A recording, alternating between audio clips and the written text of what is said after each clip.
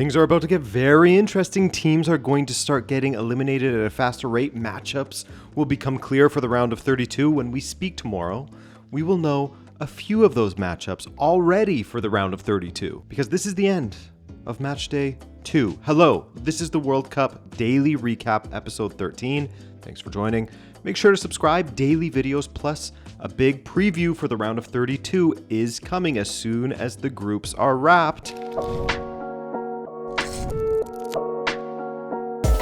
Portugal and Uzbekistan. Ronaldo has arrived, hasn't he? 2 goals from Cristiano Ronaldo. Could have had 3 or 4 even, but a solid performance all in all from Cristiano. João Felix started ahead of Bernardo Silva. That Bernardo the winger experiment didn't work at all. Tried to throw it back to the old AS Monaco days. Also, Ruben Dias returned to the lineup in Thomas Araujo's stead. Uzbekistan at first were playing a back 4, but that quickly became a back 5, and they also played far more defensively naive than I expected, for lack of a better word. That could be the Fabio Cannavaro tax, who has not had a good managerial career at all, unfortunately. And for a defender, they defended pretty terribly at times. They did not copy the DR Congo playbook of sitting as deep as possible and crowding the box. Portugal were able to attack in transition, and they were also able to pick their way through their back line with quick passes when they were sitting deep. Portugal nearly took the lead immediately when Nuno Mendes played a great ball into Ronaldo, but a swing and a miss from Ronaldo, which I think had a lot of people, including myself, saying, oh no, the chatter will be unbearable if he continues like this. It'll just be more Ronaldo this, Messi that, blah, blah, blah. But from an arguably more difficult chance, he smashed Roncancelo's cutback past the keeper to end the drought of 10 World Cup and Euros matches without a goal and become the first player to score in 6 different World Cup tournaments. Because remember, Messi did not score a goal in the 2010 World Cup. Next up, a free kick from Nuno Mendes as Ronaldo allowed him to take it, and he took full advantage, hitting it low, keeper side. Way too difficult to get it up and over the wall from that close to the box, so hitting it keeper side was the right call. Uzbekistan scored a stunning goal, but it was unfortunately called back for a foul in the lead up. It was the right call. What a shame to delete a banger though. But before the half was up, we saw a Portugal counter. See what I mean about Uzbekistan defending a bit naively, playing high up enough that Portugal, with the players available to them, could counter? Gorgeous ball played through from Bruno Fernandes, and Ronaldo's finish was inch perfect, rolling it past the keeper. He's still fast when he has time to get up to speed. It's just his acceleration that has fallen off a bit. But a case like this, where Ronaldo has time to speed up on the counter, he still has a decent top speed. He had a couple of chances to get that hat-trick, one cleared off of the line from that strange looped chip, and another where he fluffed his lines from another squared ball from Nuno Mendes. But 2 more goals for Portugal, an own goal that was basically like a Rocket League goal, and then Rafael Leão with the goal basically empty, hit the ball into the top corner for 5-0. Didn't need to hit it that well. Destruction, but a total mismatch made worse by Cannavaro's setup. Played into Portugal's hands, really. A perfect match for Ronaldo. Because against a low block, I don't know that he's suitable, because you need constant movement to shift the opposition around and lose your man, rotations with other players. You gotta be very dynamic when a team is sitting low. As soon as you're static, you make the defending team's job easy. But in a more open match, which bigger teams typically play more open, and Uzbekistan apparently, Ronaldo works for this kind of thing. But it has to be said, Uzbekistan, not good. Not good.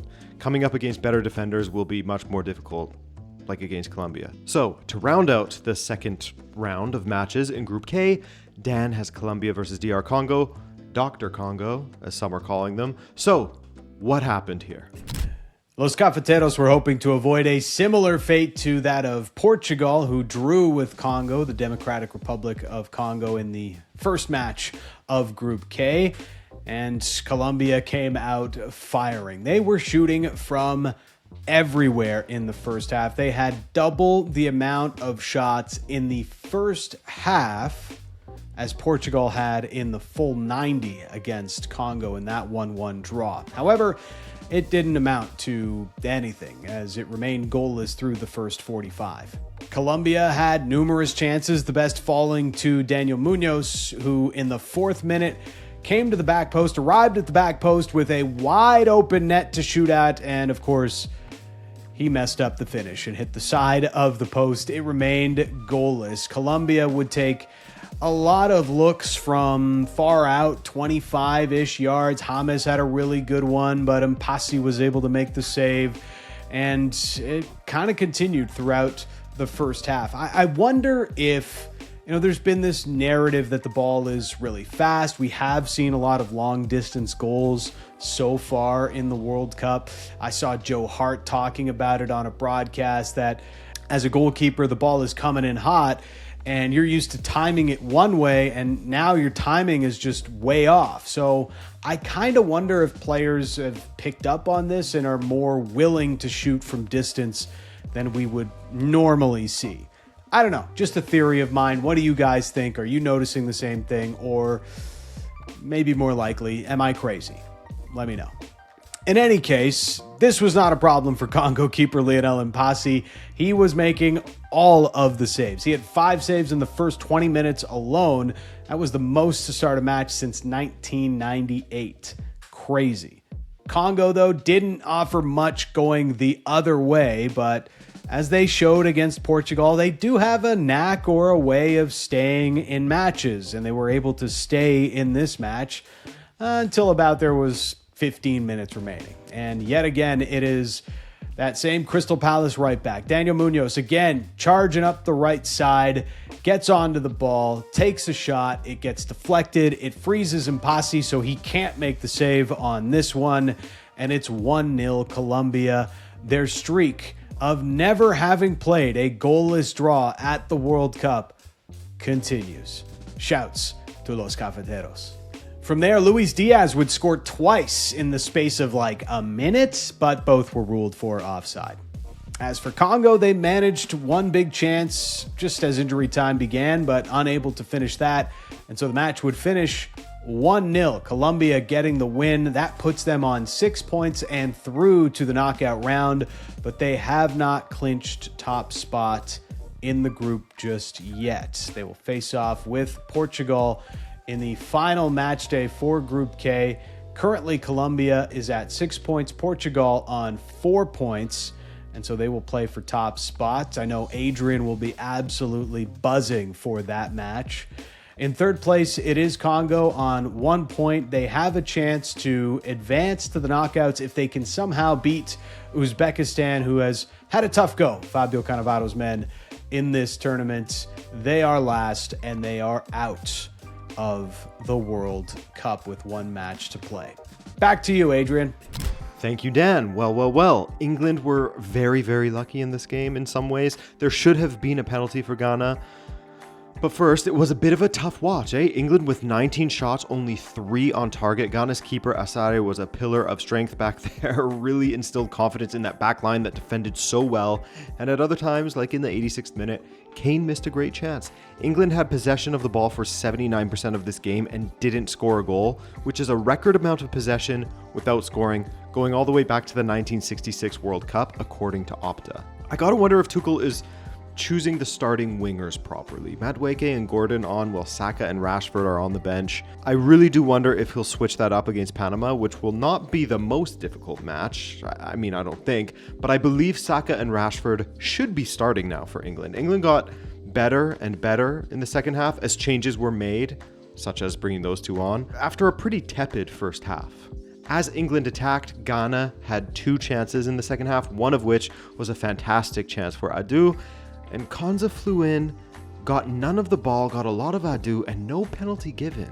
The ref wasn't even sent to review it, and he clearly wasn't offside in the play. I don't get it. It made absolutely no sense at all to me. Felt like Ghana got robbed of a penalty there against England.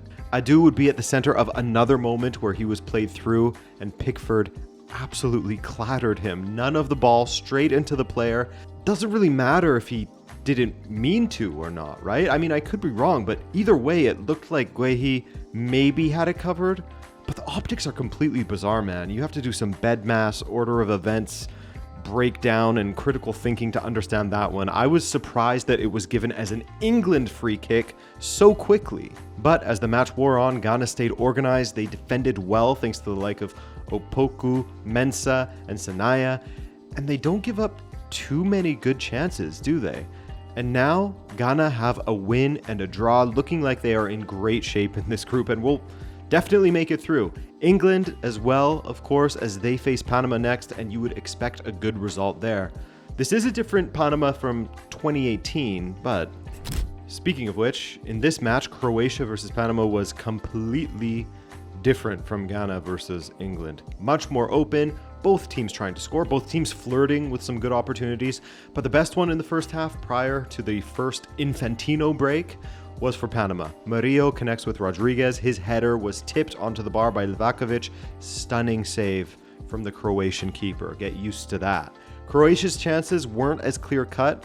Panama defended pretty well in that first half, but Baturina, absolute magician out there, carved some space for himself in the 45th minute and hit a low-driven shot that was headed for the bottom corner, but was saved by Mosquera in goal for Panama. Overall, at the half, those were the best chances, and much of the battleground was in the middle of the park. Each team threatening to counter, then the cross not finding the man, or the attack would fizzle out. Expected goals were 0.06 for Panama, 0.05 for Croatia. Not a lot going on. But Croatia made 2 changes at halftime and changed their whole world. Budimir on for Musa and Kramaric on for Gvardiol, and 9 minutes later, one of the subs would score. Stanisic playing a squared ball to the back post where Budimir was waiting to tuck it in for 1-0 Croatia. Croatia's best chance of the game, and they took it immediately. In fact, they should have scored again right after that, but Marko Pasalic, clearly panicked when he was in all alone against the keeper and went for a scooped finish. It didn't make any sense whatsoever. It was saved by the keeper. Expected goals of 0.66 with that chance, which is pretty high. That's a lot of expected goals in this segment. I don't know what's going on here. Livakovic was in fine form once again, however. It's so interesting how he's not really popped off at the club level, but for Croatia, he's an absolute beast in these major tournaments. Another great save around the 70th minute. He was really saving those 3 points for Croatia, but also the fact that Panama just cannot score goals, that's a big problem. Some Michael Owen analysis. But they're pretty good in defense, they're pretty good in the midfield. There is nobody with anything close to cold blood out there for them in the attack, and that will be their downfall when they play against good teams at these tournaments. This is not Suriname, Guatemala, and El Salvador anymore. You gotta be economical with the chances you are able to create yourself. You have to take those few chances you create. But Croatia held on to get the win. It wasn't overly convincing from them, but this is what they do in these tournaments, right? They get results, they gain momentum, and they find a way through over and over and over again. You can never count out Croatia. And so with that win, Croatia is currently in 3rd place. That loss means that Panama is effectively eliminated. England is in 1st and Ghana in 2nd. Ghana plays Croatia next. England plays Panama. All right, match day 2 is finished. We move on to the final matches of the group stage now. It's going to get interesting, like I said. Thanks as always for watching. Head on over to the 90th minute today at 12 p.m. Eastern to watch their daily preview, and I will see you guys in the next one. Later.